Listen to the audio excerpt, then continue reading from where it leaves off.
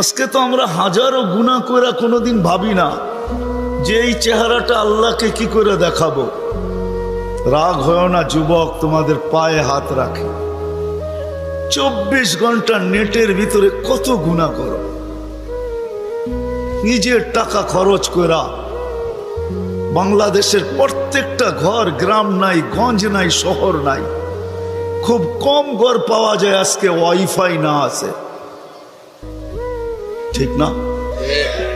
কি বিনা পয়সায় wifi?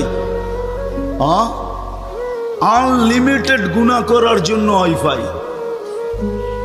Unlimited internet চালানোর জন্য না। যুবকরা বলে আনলিমিটেড দেখতে হয় তো কত টাকা দিয়া নেট কিনবো। আনলিমিটেড গুনার জন্য ওয়াইফাই সবার ঘরে। এই মজমায় একজনও তো বলতে পারবে না এরকম তো আমরা কেউ নাই যে গুনাহ না করি। কি বলেন? মুহাম্মদুর রাসূলুল্লাহর কারণে বেঁচে গেছি। কুরবান যাও মুহাম্মদুর রাসূলুল্লাহর উপরে। এই রসুল যদি আমাদের নবী না হইতেন তাহলে কোনোদিন মনে হয় এই হাদিস আমাদের কাছে আসতো না।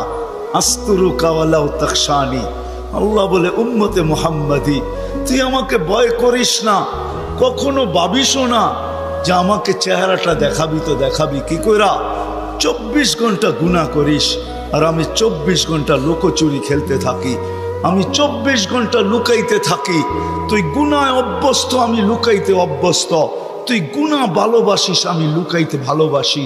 তোর কাছে গুনাহ মজা লাগে, আমার কাছে লুকাইতে মজা লাগে।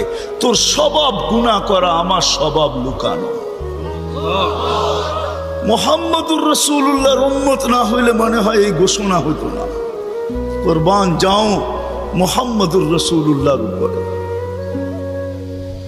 এই মজমায় তো একজনও নাই যে কোনো দিন 1 মিনিটের জন্য ভাবছি যে গুনাহ তো করি, কিন্তু কালকে এই চেহারাটা আল্লাহকে কি করে দেখাবো।